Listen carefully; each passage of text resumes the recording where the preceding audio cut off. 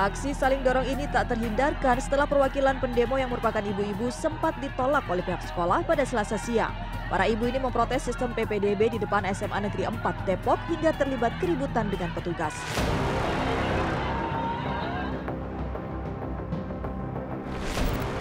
Pelaksanaan penerimaan peserta didik baru atau PPDB tahun ajaran 2024 menuai pertentangan di mana-mana. Kecaman, protes, bahkan penolakan kian hari tak terhindarkan. Yang terbaru, gelombang protes keras dari orang tua siswa terjadi di Sekolah Negeri 4 Depok.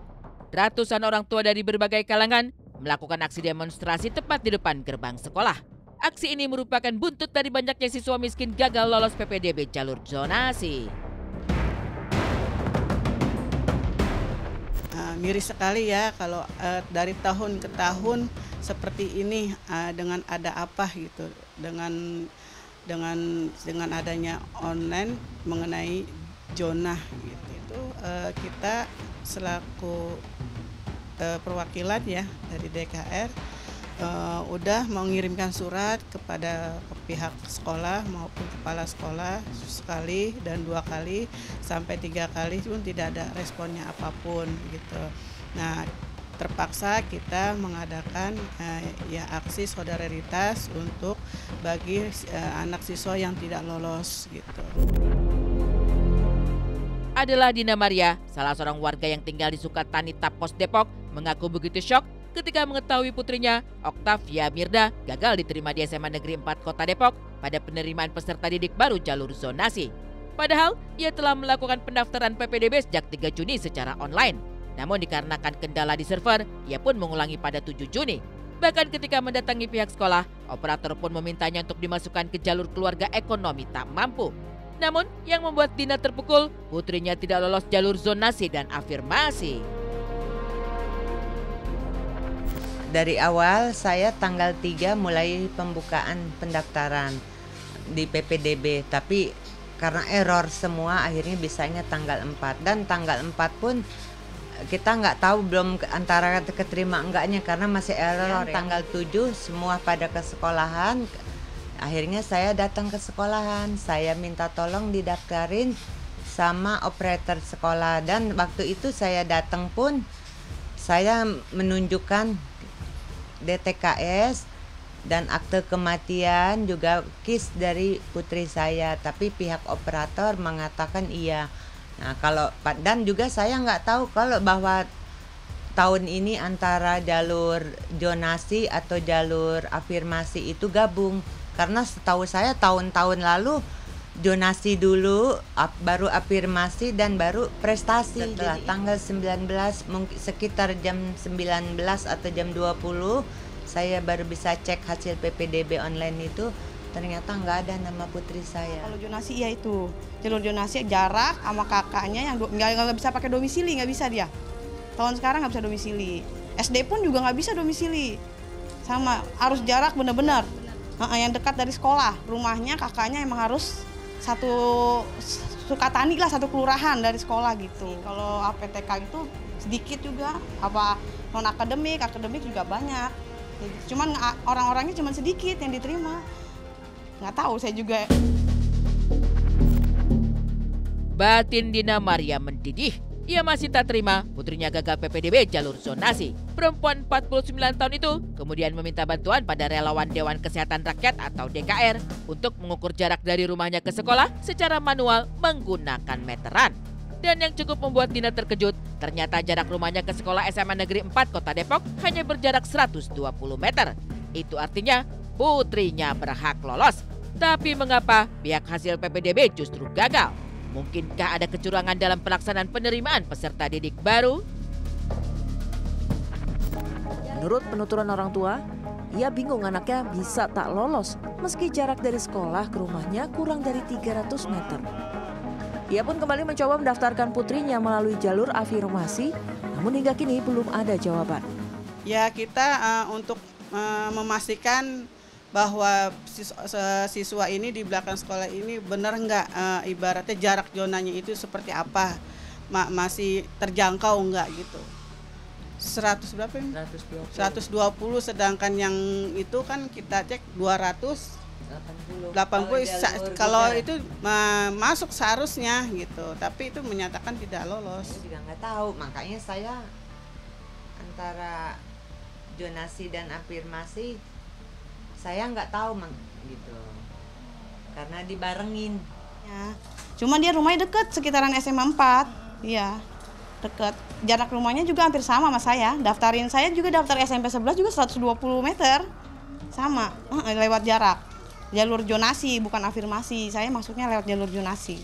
Ya mungkin yang pada nggak punya anak sekolah sih ya udah biarin aja gitu. Ya kalau kayak saya sih ya kesian. Sampai sih gue mikirnya kalau anak saya nggak masuk SMP 11 juga saya pasti ya protes. Pupus harapan Dina Maria menyekolahkan putrinya ke SMA Negeri 4 Kota Depok melalui jalur zonasi dan afirmasi. Dina benar-benar terguncang lantaran tak tahu harus kemana lagi menyekolahkan putrinya. Pasalnya, hanya SMA Negeri 4 lah satu-satunya sekolah yang dekat dengan rumah.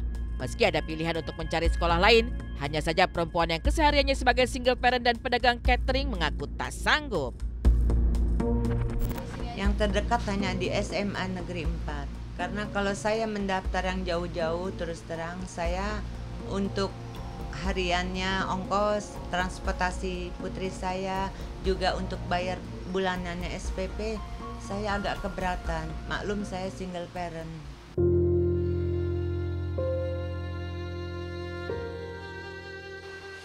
Ya saya juga sempat terharu ya. Ibaratnya kalau posisi di anak kita gitu. Terharu. Karena Bu Dina ini saya tahu persis Bu Dina Maria ini. Karena kalau ada apa-apa dia selalu bilang sih ke saya, gimana nih, hadapin aja Mi, bismillah. Kalau memang kita nggak ada ibaratnya satu kartu PKH atau KIP, cuman DTKS, bismillah, insya Allah masuk gitu. Nasib serupa juga dialami Billy Adiaksa, salah satu orang tua yang harus menelan pil pahit ketika anaknya gagal masuk SMA Negeri 3 Bogor dalam penerimaan peserta didik baru melalui jalur zonasi. Padahal jarak rumahnya ke sekolah cukup dekat. Meski sudah mendatangi pihak sekolah, namun belum ada jawaban pasti. Inilah yang membuat Billy akhirnya kembali mendatangi SMA 3 Bogor dengan membuat sebatang pohon sepanjang 1 meter, lalu mengukur secara manual jarak dari rumah sampai sekolah. Aksinya pun langsung viral di jagat maya. Saya ngelihat ya Mbak, ada sekitar seminggu yang lalu ya. Pertama kan dia emang daftarin anaknya sekolah dengan jalur zonasi. Rumahnya sekitar di belakang SMA ini. Itu dia anaknya itu tidak diterima. Mungkin pihak sekolah nggak tahu ya gimana ya. Katanya sih emang jaraknya jauh dari sekolah padahal dekat gitu kan, sampai si bapaknya ini nekat mengukur secara manual dengan tongkat. Memang sebelumnya itu si bapak itu udah datang ke sini ya, maksudnya jajan lah, beli kopi dengan muka yang agak kesal kali, kecewa kayak dengan sekolah ya. Nah, kenapa saya bilang, saya tanya kan, kenapa Pak anak saya nggak keterima, padahal rumah dekat gitu kan. Lihat nih ntar saya buat tongkat ke sini nih, buat apaan saya bilang, saya mau ukur manual kayak gitu kan. Pakai tongkat percis meter. Kaget Mak, kaget. Kirain bercanda kan. Kirain saya bercanda, taunya bener gitu kan. Apa yang dilakukan Billy menarik rasa prihatin warganet di sosial media. Tak sedikit orang yang ikut memberi dukungan pada aksinya. Namun di sisi lain, ada yang masih menganggap cara Billy mengukur jarak tempuh tersebut tidak valid karena tidak menggunakan alat ukur meteran. Kalau jarak saya nggak tahu ya. Kemungkinan itu 702 kata dia, sedangkan ini kan 700 meter kalau nggak salah ya. Ya kok ukur pakai ranting nggak pakai meteran, seperti itu kan. Baru kali ini kejadian aneh aja, konyol menurut saya.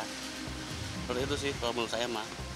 Kita semua merasa bahwa ini harus dilanjutkan karena penting. Betul. Mau serepot apapun atau ibu-ibu yang udah anaknya les bertahun-tahun untuk masuk tes itu seberapa kecewanya pun. Kalau kita tidak melakukan sistem zonasi ini dan tetap komit, itu sudah pasti kesenjangan itu tidak akan pernah tertutup. Pasti ya udah anak-anak yang tidak mampu akan selalu harus bayar sekolah swasta. Dari kisruh penyelenggaraan PPDB bersama tahun ajaran 2024-2025, seperti apa juga pilunya kehidupan orang tua yang berada di garis kemiskinan seperti Pak Ahmad, marbot masjid yang tinggal di gubuk derita sekian tahun tanpa penerangan listrik. Saksikan saat lagi hanya di Insert Investigasi.